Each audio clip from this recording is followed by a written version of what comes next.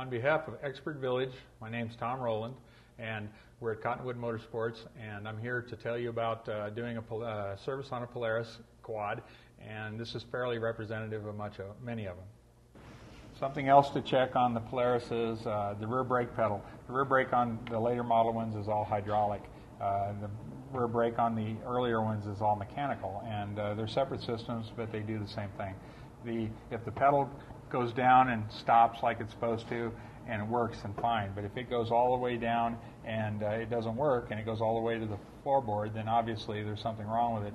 Usually what happens is there is air has got into the system, and it just needs to be bled, and it's okay. There are no adjustments on hydraulic brakes. Hydraulic brakes self-adjust themselves unless something comes loose or whatever. But the actual adjustment as the pad wears, fluid fills in behind them, and the clearances and the actual adjustment stays the same. So there's really nothing to fool with as far as adjustment.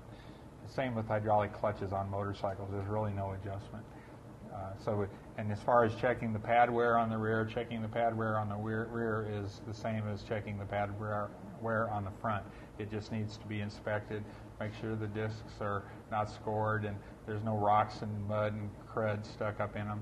Also that the thickness of the pads is okay, and that they're not going to go metal to metal before the next service especially.